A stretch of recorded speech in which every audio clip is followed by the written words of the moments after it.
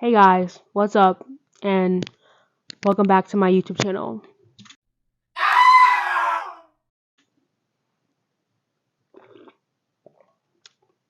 I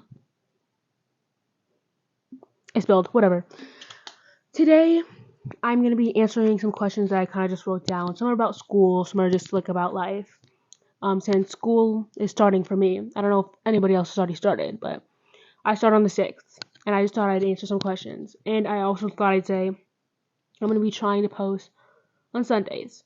So if I do post, it's going to be on Sundays, not Thursdays, because I can't do that with my school schedule now. I can't post on Saturdays because I have sports, so I'm gonna try to do Sundays. I think I'm gonna post a video my first day of school. I don't know. We'll just have to wait. We'll just have to wait and see. So, yay! Let's do that. Let's pull out the questions. I have a couple. I want to make this video short and sweet because I don't really want it to be long. So, the first question that I'm going to answer is, what does it mean to be comfortable with someone and have peace of mind with that person?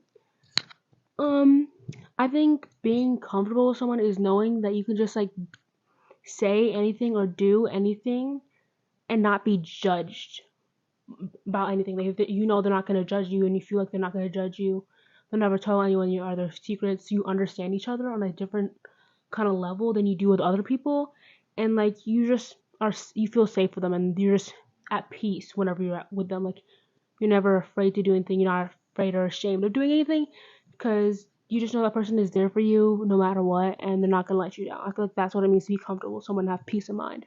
Like you could be hanging out with them and you do something weird and you just don't care because you're just there and they're just a good person. I feel like I don't know. That's just my personal take on it. I feel like I should have a podcast. Anyways, how do I feel about being invited to events? So me personally, I like the idea of being invited to events because I like people thinking, oh hey, like I like people thinking that they want to invite me. Like I like being invited, but like in general, yeah, I don't actually care to be invited to things because I don't actually want to go to them. Unless like my best friend invites me to do something with her, I don't actually want to do it, and I just suck it up because I just don't want to be one of those people who just never hangs out with people. I don't know. Like I like the idea of being invited, but in real sense, I don't actually want to go.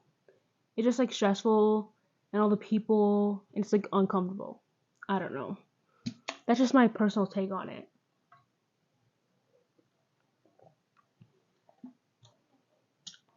Okay, one of the things I have listed on here is high school sports. Um, I don't know what I meant by that, if I'm being honest, but high school sports can get tricky. For a girl, I feel like it's a lot different and a lot easier just because, I don't know, I just feel like it is. But if you feel like you deserve to be on a higher team or deserve more playing time, talk to your coach in a calm manner. Don't do it over text. Text is just so risky. Actually, at first I would say go to one of your teammates and ask them what you could be doing differently, and then go to a captain, and then go to your coach because I just feel like there should be several people you go to first instead of going to a coach. Um, yeah, and never give up. Um, I want to say that you can't get cut, but you would only get cut if they have too many people. Because our school had so many girls try out for volleyball, and like so many girls got cut. So you're only gonna get cut if there's too many girls, because they can't really cut you. You know? How to know if your relationship is toxic? And I mean like any relationship in sense like friendship or boyfriend girlfriend, like just like partner relationship. I feel like if you always like I know this isn't toxic, but if you always feel like something they said or did, like when you reflect on how you hung out and you can only remember bad things about when you were with them, like hanging out with them, I would say like have a conversation about that with them because if you can only remember bad things when you're hanging out with someone, I don't think you should really be hanging out with that person because that just means that you whenever you reflect on it when you hung out with them, it's negative and you don't want to look back on memories and have negative memories. You want to have positive memories. I feel like if you want to know if something was toxic, if you always feel like belittled or like they have to say over things and it just feels Oh my gosh. Like, how do you, I'm gonna find a way to phrase this. Let me just say, toxic can mean so many things, but if you always are feeling like they are judging you or aren't okay with what you're doing, even though it's a perfectly okay thing to do, I would say have a conversation about that because it can get to a point where that is just like not fun to be around and that can be kind of considered toxic. I feel like, I don't know, if they're saying things like tiny little nudges, like tiny like comments that you nobody else would notice but you would notice them, things that they say that you notice and you just hear them and you look back on them like, what the heck, like why did they say that to me, that hurt my feelings. If you look back and you remember those things, I would say that feels a little toxic and talk to them about it. I don't know. Oh my god, this one makes me mad, but talking stages slash situationships are stupid and they're high key toxic. I don't Toxic stages are literally so stupid. Why are we giving people 1 to 3 months to figure out if they want to date you? Like, that's so stupid. Like, you should get a week max. What the heck? Like, you get a week long to talk to each other, figure out if you want to like move on further, and then go out. Why you need a whole 1 to 3 months is stupid. That's like the length of a relationship. Like, what the heck?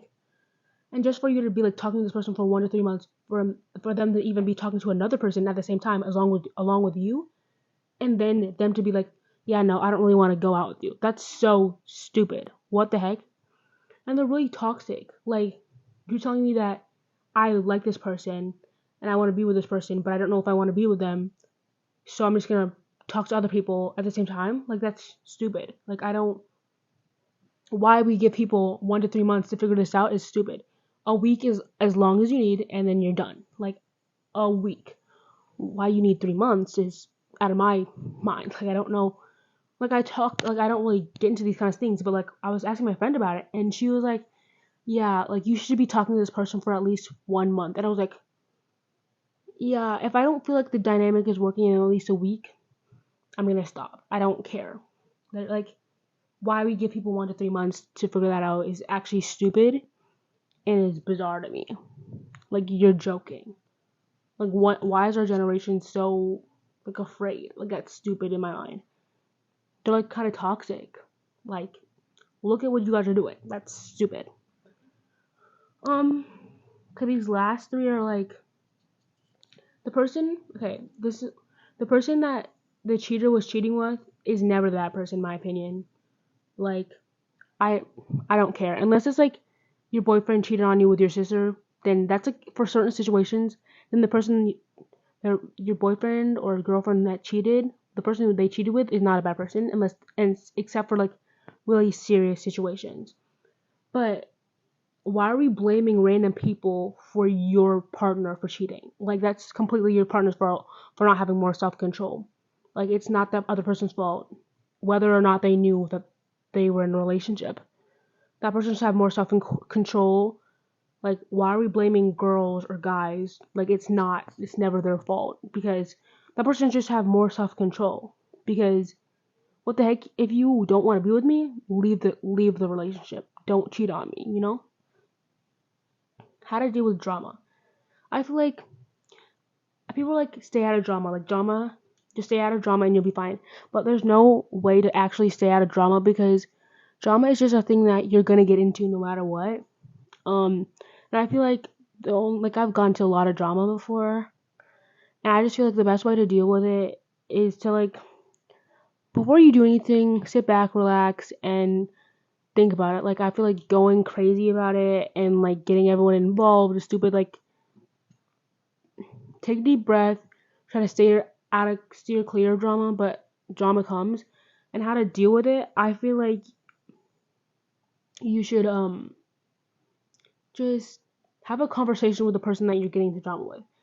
I would I say it's better to not have it over the phone, but like if it needs to be, I can understand that. But sometimes things can get interpreted differently over the phone. But I feel like when dealing with drama, take a deep breath and have a conversation with that person because a lot of drama is just miscommunication on both sides.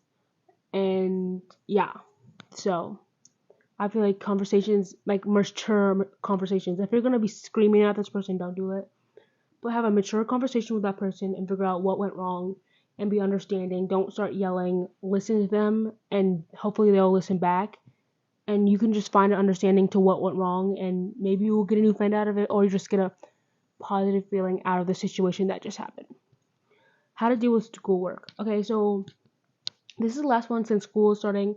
I felt like this one was appropriate to put in, but since school is how to deal with schoolwork, and me personally as a 3-sport athlete and a person who signed up for a bunch of harder classes than everyone else, I feel like the best way to stay on top of schoolwork is finding times to get your schoolwork done.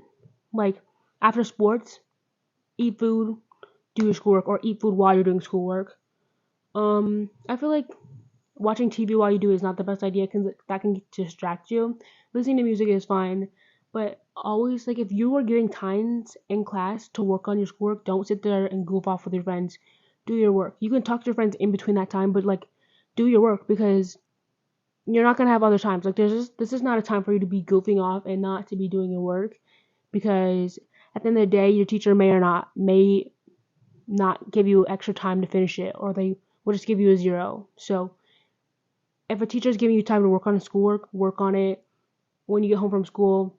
Let that be the first thing you do, and then do whatever you're gonna do after that. Or like after sports, like I just feel like, yeah, I don't know. I feel like that's the best way to deal with it. If you're given any time to work on any schoolwork, get it done, get it over with, because then you can enjoy your life and not be stressed and worry about, oh my gosh, did I finish that history paper? Like, I don't know. But that's it for the video. I forgot to add this in the video, but associate yourself with good friends and you'll be just fine. Associate yourself with people who are going to bring you up and push you to keep working harder, and they challenge you, but also have the same values as you, because you don't want to be friends with someone who is exactly opposite than you, doesn't care about school, doesn't care about sports, they don't like anything that you do, because that's just really negative and can bring you down as a person, and you don't want to look back in your life and have that negative memory. So make sure you have friends who support you and care about some of the same things as you do, but not all the same things, because you don't have to be exactly the same as your friends. So make sure you have good friends, and don't be friends with someone who talks badly about the things you love, or you talk badly about the things they love, because that's just not a good thing. Thank you guys so much for watching. I think I'm gonna film my first day of school. I don't know, but that is pretty much it. Thank you guys so much for watching. I really hope you enjoyed. I know it's been a while since I've posted, but those are some of my thoughts on some of these situations. I don't know if I answered them very well, but I just wanted this one to be a short, sweet video. But thank you guys so much for watching. I really hope you enjoyed it, and I will see you guys next time. Bye.